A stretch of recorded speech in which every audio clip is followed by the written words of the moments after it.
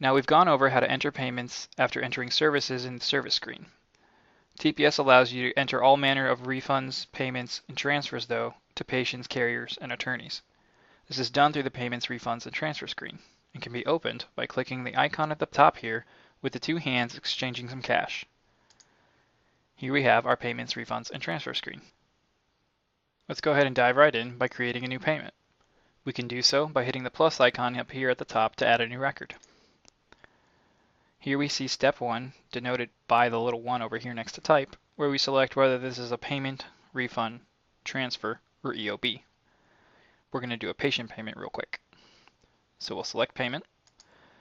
The method will be check, and then it's going to be from a patient. Here we have the payment date, which can be changed to backdate for certain checks, or to reflect a more accurate payment date. Here we have the date and time that the payment was actually entered according to your computer. These two dates here are separate and used for different purposes throughout the system. Here we can enter a check or credit card number if you've got one. Here we select the business. We've got 3 to choose from. We'll go ahead and select business number 1, Allswell Chiropractic. Please note that payments cannot be split across different businesses. I can only enter one payment at a time for one business. I can't enter this payment for 2 businesses at once. So if I needed to apply money to the second business, I would have to create a new one after this one was done and select that business in the payment. Up here at the top, we enter the payment amount. Please enter the full payment amount even if this is going to be split across multiple patients so that it shows up correctly on your closing report and your deposit slip. I'll go ahead and enter $55 for now. And you can see here we have a couple fields. This is the total payments before any adjustments, payments assigned to patient claims once we've actually assigned the payment to services or account. Here we have the remaining amount. So currently we haven't assigned the payment anywhere, and thus the remaining amount is the full $55. Here we have payment adjustments, and then the total payment with payment adjustments. That is the amount of money that's been applied to your business minus any adjustments. Adjustments have to do with the 835 remittance, when sometimes a carrier will reduce money off of the business or the payment ahead of time due to certain insurance plans such as HMOs or PPOs. These adjustments are done automatically. You don't have to worry about adding them in yourself, as long as you're doing the 835 remittance, which we'll go over in a later video. Here we can see that the next step has appeared where we can select the patient claims. Clicking this button creates a list of all your patient claims. For this payment, we're going to select Cashella Lots and see that she appears here. We've got her name and her claim name. And then we have the fact that the $55 we put up here is going to be a payment. Now this little section is kind of a cheat sheet for you. Here we can see that a positive number is a payment and a negative number is a refund.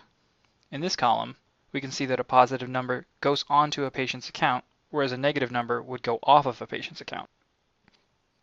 Here, a positive number is applied to a service, whereas a negative number is taken from a service. Here we can see the amount of money available on account currently. Up here, we have an on-account balance as it was before the payment was created. So, going by our little key, we have a $55 payment that is going to the patient's account because we have not applied it to a service yet. Payments entered will default to a patient's account unless they're applied to a service. Here we can see that the $316.72 plus the $55 comes out to $371.72. Cashella here is making a payment ahead of time and will not be applying it to any services currently. So we're going to finish here because everything we need to do is done. We've made a payment that is going on account. Now you can close out of the screen to save the payment, or you can continue by hitting the plus button to add a new record. If I wanted to delete this payment and start over or do a new payment because this was entered in incorrectly, I would hit this minus button and it would delete the payment. I want to keep this, but I want to keep working as well. So I'll just go ahead and hit the plus, and that information is saved, and I'm starting with a new screen here. This time we're going to add another patient check, but this time we're going to apply it to some services. So we'll select a payment type, check again, still from patient, enter in their check number, select the business, and the payment amount, $45. Here we'll select our patient, in this case, Robert Blue. And as you can see here, $45 payment is automatically going to the account. However, we want to apply it to some services. To do so, go to the top here where it says Apply to Services of the Claim. Clicking this tab will take us to view the patient's services that are still outstanding. If I wanted to see an entire history of their services, I would make sure I click this checkbox at the top here that says All Services. It would load them after a brief moment, and here they are. Now, I don't need to deal with those services because they've been accounted for, so I'll just uncheck this and deal with these services. So here we can see the service with the patient charge and any amount that has been previously paid.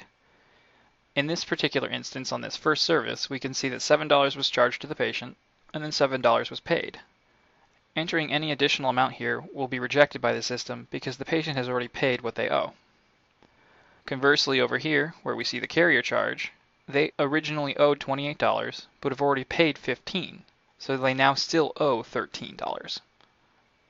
We're going to focus on the patient side though because we're making a patient payment. We can see here that the only balance is this $80 patient charge. There are a few ways you can enter a payment. First, you select the patient pays section for this service. A fairly basic way is to simply highlight it and then type in the payment amount. Here we can see that the balance left to apply is $0 because we've applied the full amount of $45. Another method is to double-click the cell you want to pay in. Double-clicking it will fill it up to the amount the patient owes. In this case, while they owe $80, I only had $45 to apply, so it automatically put in $45. Lastly, we have a forward and backward button at the bottom here. If I click at the top here and then press forward, the system will automatically fill out everything below up to the amounts left on the payment. Again, in this case I only had $45, so that's how much went into the $80 charge. Likewise, if I click anywhere below and hit the backwards button, the amount is filled out just as before. When I'm finished entering my payment, I can go back to the Amount/Summary tab and see that this figure has moved from the On Account section to the Applied to Services section, letting me know that the money that I entered in as the payment has been applied to services in the full $45. That covers entering patient checks, so let's go ahead and add a carrier check that covers multiple patients. Begin by hitting the plus button here at the top, selecting payment. Method is check again, and this time it's from the carrier. You'll also notice that you can select attorney in case you're receiving a check from an attorney assigned to a patient. When selecting carrier, a new field appears below, allowing you to click the binoculars to select from your list of carriers as to who is making the payment. Everything else is just as before, entering in a check number, selecting a business, putting in the amount, in this case $225. Now we'll click our binoculars, and here we see a list of all our carriers. We're going to go ahead and click Blue Cross for now, and then we're going to select our patients. The first one will be Betsy Blue, and as you can see, the full amount immediately goes to her. Now, if she's not going to be receiving the full amount, but rather only part of it, along with another patient receiving the rest of it, I have to make that adjustment here. I simply highlight the amount, and then change it to the desired amount, in this case $100. Just as before, by default, this money will go on account if nothing else is done. However, I do want to apply to some services, so I'll go over here to the tab to Apply to Services of the Claim, and check them out. Here we can see that the carrier owes 2 services, each totaling $28. This third service, we've adjusted $22.40 off, but the EOB states that the carrier is actually going to cover this. So we can put the money back to the carrier charge by clicking in this cell, putting in $22.40, and you'll notice that the money automatically moves from the Adjust Off column back to the carrier charge column. From here, we can click the first service, and then click the forward button, and it automatically fills out the maximum amount that can be paid. Every service has been met on the carrier side, but if we go to the bottom left here, we can see that $21.60 is still left to be applied. Looking back to our EOB, we notice that this $12.60 is actually going to be covered by the carrier. We can remove this money from the patient by highlighting it and deleting it, and then putting it back in the carrier charge by putting in the full $35. I can select the cell, click forward, and it automatically updates with the full amount. Now we still have $9 left over. This could have been an oversight on the carrier's part, or maybe the patient overpaid at some point and we need to find out what's going on. Either way, until it's been handled, $9 will remain on Betsy Blue's account. Here you can see that $91 was applied to services, just like we did, and her on-account balance is now $9. We're finished with Betsy Blue, so we're going to apply the remaining amount by clicking the Select Patient Claims button again and finding the second patient. We're going to go ahead and select Robert Blue, and he's going to have the rest of the amount in the full $125. Go to Apply to Services of the claim, and here we can see he has quite a few carrier charges, with only some previous payment. Now I can click the top here, click Forward, and all these services are automatically filled out. Except perhaps the EOB rejected this particular adjustment here and denied the payment. We can remove the payment by highlighting it and deleting it. And then we can adjust off this amount, letting us know that they're not going to pay it. Here the amount goes to the Adjust Off column, and we can either leave it here as money that will not be collected, or if allowed, we can go ahead and put it on the patient charge. Depending on the situation, you might need to do one or the other. Now we have $22.40 left over again because we just removed that payment. We can click this one, click Forward, and then the rest of it is applied up to $36 because that's all we had left over. Once finished, we can go back to Amount/Summary. Notice that the full amount has been assigned to claims and there's no remaining amount here. $125 was assigned to Robert Blue's services, and we're finished with this payment. Now, this was a fairly small carrier check, and you may be dealing with checks in the thousands, with maybe 10 or even 20 patients. There is no limit to the amount of payment that can be entered at once, nor the amount of patients that you can create in this list. If I needed to add more patients, I would simply click this button again and continue selecting patients until I had all the patients who were listed on the EOB. Now that we've covered payments, let's go ahead and add a refund. Click the plus button at the top to add a new record, and this time we'll select Refund. The method will be a patient check, so we'll select check and leave this as patient. Enter in the check number. Select the business. Now, the only difference really so far was that we selected refund. When we come to the total refund section instead of total payment section, however, what we're going to do is enter a negative amount because we're removing money from the system. In this case, we're doing a $10 refund, so I put in a negative $10. Here this grid has appeared, so we can select the patient. And here we're going to do a refund check for Miss Lynn Crossley. Type in C. Scroll down, and here's Lynn Crossley. Now, much like a payment, a refund automatically gets taken off of account until it's applied to a service. As you can see here, we started with $168 on account. If I were to leave this alone, the $10 would be taken off of that account, reducing it to $158. That's exactly what we're going to do. This check is refunding $10 off of Miss Lynn Crossley's account. So we're going to go ahead and leave this alone and add a new refund in. Select Refund. Another patient check is being refunded. Same business. And this time it's going to be $15. Remember to put in a negative amount instead of a positive amount when doing a refund. We're going to go ahead and select our patient, Miss Gale Health. And rather than letting it simply go off of account, we're going to actually take this away from services that have been paid on. We'll click the Apply to Services of the Claim tab up here at the top. And we can see that she's previously paid 82 cents on this service and $2.05 on this service. Turns out that this patient didn't actually need to pay the amount for these services. So first we'll do the refund by putting in another negative amount, in this case the amount the patient has paid, along with a negative $2.05. And then we're going to adjust off the amount because she's not going to pay it. We will not be collecting from her in the patient section. Now that's all she has, so we can go ahead and go back to our Amount/Summary tab, and we can see that $287 was taken from services, and we have $12.13 left to be taken off account. This is what we're looking to do, so we're finished with this refund. Entering in refunds for carriers is very similar. You can select multiple patients to do refunds at a time.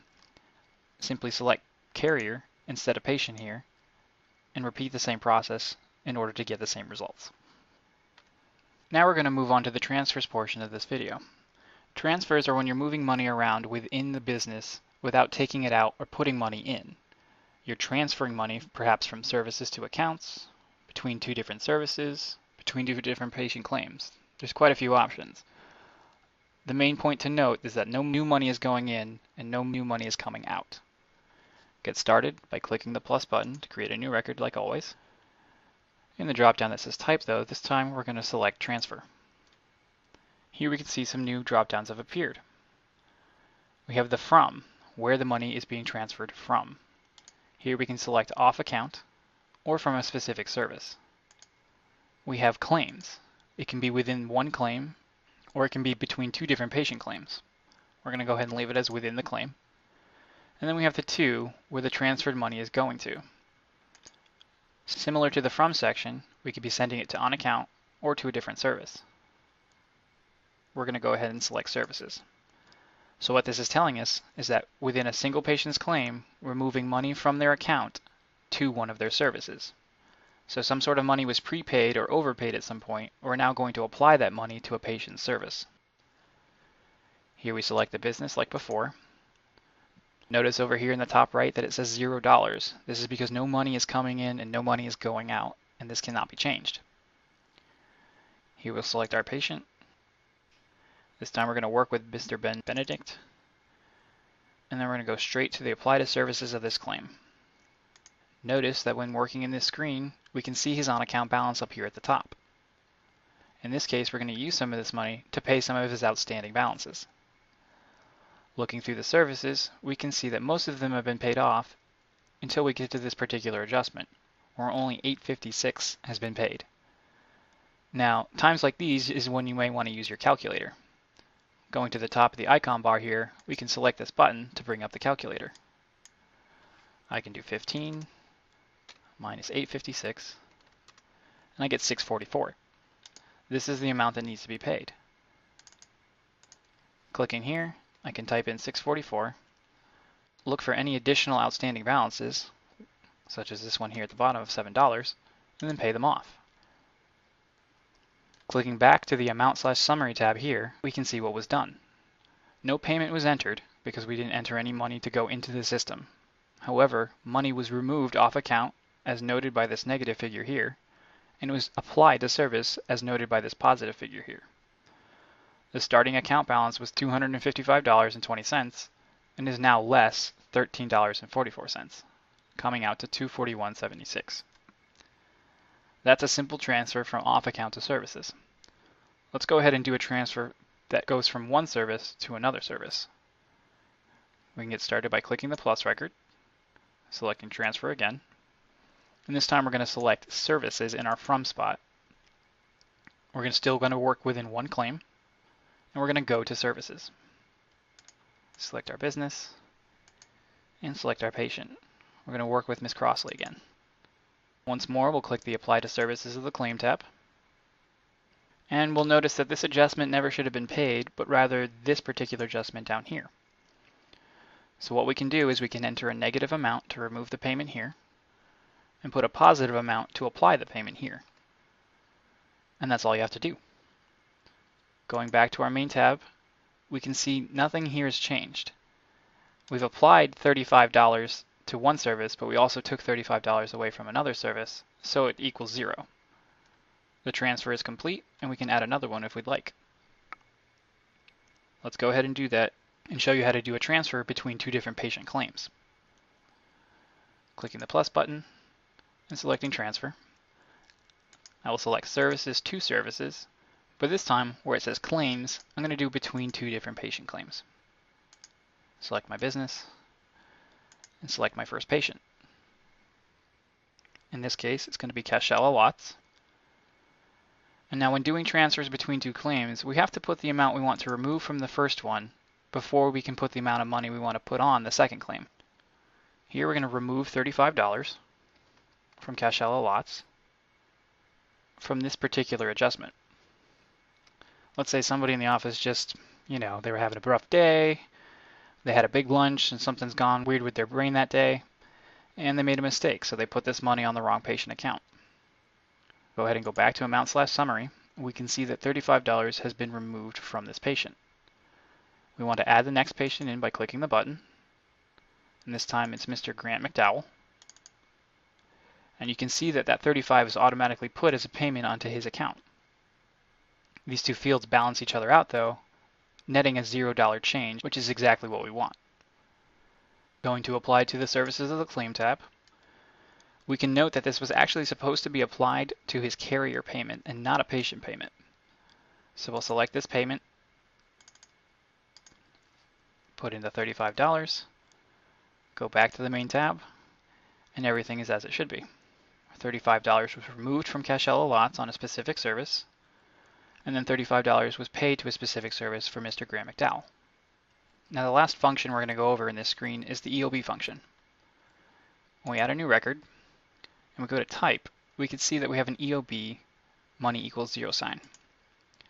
This is for entering rejections or denials where the EOB states that the carrier is not going to pay the amount, and we can make a note here which will attach an EOB to the patient's ledger.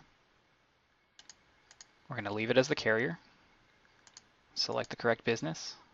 You'll note that there is no money being changed hands here, nothing's coming in, nothing's going out, much like a transfer. And we're going to select the correct carrier. In this case, we're going to select Blue Cross. And we're going to select our patient, Mr. Robert Blue again. And we're going to go to his services. Here, if we expand the screen to the right, we can see the EOB checkbox on the right. Let's say for this service here of $28 and this service here of $68, the insurance company will not be paying. First off, we can adjust the amount off by highlighting and deleting it. We can then check off this box here that says EOB to mark it as such. Finally, we can enter comments in here, giving extra tidbits of information about the EOB if necessary.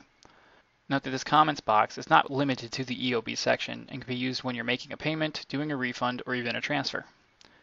It will appear as such in this screen if you ever pull it up again, as well as the patient's ledger under their claim. Once finished, go back to Amount/Summary, and you're finished. Here, if I close out the screen, go to the patient's claim, we'll see that Robert Blue's claim is here. Going to the ledger, we can see that the EOB here is marked for the two services that we just adjusted off, the 98925 adjustment and the cervical fort view. Going back into the payment screen, we'll talk about a couple features before we finish up the video.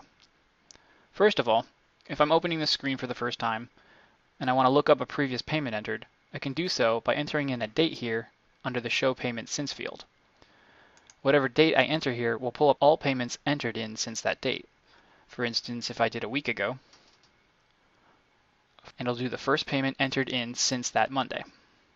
Here we can see that the first payment entered was yesterday. If I want to work with a different payment, I can use the navigation tools up here.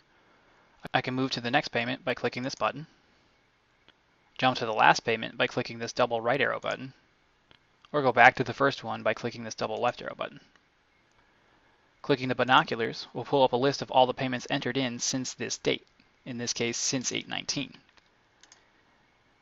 Here we have patient and or carrier denoted by a P or a C, the payment amount received, the amount applied to services, distributed to patients, undistributed to patients, check number, payment form, and a receipt number. So if I wanted to work with this $225 carrier payment, I would double click it, and here it is. I could make adjustments to it if I haven't closed on it, or delete it if I haven't closed on it. Or I could just be looking at it to find out what was going on that day. Now, let's say I was creating a payment. I get this far, entering in my business. It's a cash payment. It's $100. But then I get a little busy and distracted and I never select my patient. I close out, and then I can come back to it later. To do so simply, I open the payment screen. It was today's date, so I go ahead and put in today's date. And this is the first payment entered today, but I want to work with the most recent payment, so I'll click the double right arrows, and here I am with my $100 payment. Now, this is technically incomplete. I don't have a patient here for the money to go to, and the remaining amount is something that is not $0.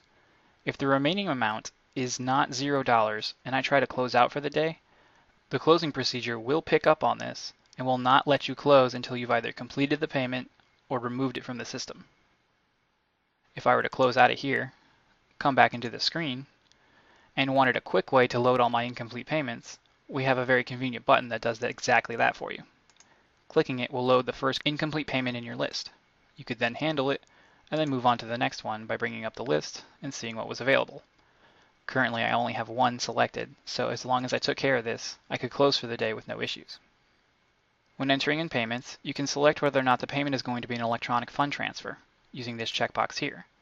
This information is reflected on your closing and other areas where payment methods are calculated. In this case, instead of being a cash payment, it would technically be an electronic fund transfer and would not appear on my deposit slip and would appear on the closing report as an electronic fund transfer. Most cash payments are not electronic fund transfers. Here we have the X-Charge credit card, Submit to X-Charge button, a printer button that will print the receipt, and other information in relation to X-Charge. If I have credit card selected, all this becomes available to use and interact with.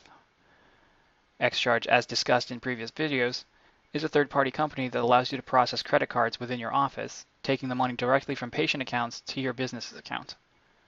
TPS can sync with X-Charge, allowing you to take this information, submit it to their program, and run the credit card information from there. Lastly, down here at the bottom, we have three buttons: the 835 remittance, the payment details, and the payment summary. Now, the 835 remittance allows you to take electronic EOBs from carriers and clearinghouses and submit them to the program automatically. First, you need to set up your 837 ANSI X12 billing, and then you need to make sure you have the correct 835 remittance form from your carrier or clearinghouse. All this information is gone over in other videos, but the tool is incredibly useful in entering large carrier checks instead of having to enter them in all by hand. The Payments Details button acts as a sort of receipt for payments in this screen, rather than the Services screen. First, I would bring up the payment I entered by typing in the date of the payment. Let's say I wanted to print something out for this $45 payment here. I would select it and then click Payment Details. The dates are automatically filled out, and a payment message is here that can be changed when I run it. Hitting Screen Preview, we can see the information about this payment: the description of the service, a CPT code if it had one, the charge, etc., etc. Down here at the bottom, we would see more information if there was more on the payment, but since this is all there was, this is all we'll see. Close out of the preview, exit. Here we have the Payment Summary button. Clicking this will let you run a couple reports based on your payments. First, you have to make sure you've entered a date in the Show Payments Since field. Let's say I wanted a larger range, like the beginning of the year. I could then hit the Payment Summary button and then print this default layout, sorting it by business or the person who inputted it. And by person, I mean the actual user in TPS. So if you've only set up one user, it's only going to sort by that one user. If you have multiple usernames, it'll sort by the specific username who was logged in when the payment was made. Let's sort it by business for now and hit Preview. And here we can see all the payments entered in since the 1st of 2013, sorted by business, starting with Allswell Chiropractic. Currently, there have only been payments entered for Allswell, so it totals at the bottom, and there are no more pages. Here we see basic information like payment, refund and transfer, check and their numbers, the patient and their claim, and the amount that was distributed and applied to services. Closing out of this, we can select a different layout, such as payment method. Here we get another date range that we can select. I'm going to go ahead and still go back to the beginning of the year. Click Preview. And we can see here that the payments are organized by method and date. So we only had one payment on the 1st, that was a check. One payment on the 22nd, that was an EFT. However, we had several payments on the 23rd. We had 3 checks, and here's the total for our checks. One EFT, amounting to $100, and then 2 refund checks, totaling down here. Here we see the grand total of money entered, and the total by date here. A very useful report in tracking some of your payments and finances. Go ahead and click out of the preview and close this down. This concludes the video for the payments, refunds, and transfer screen.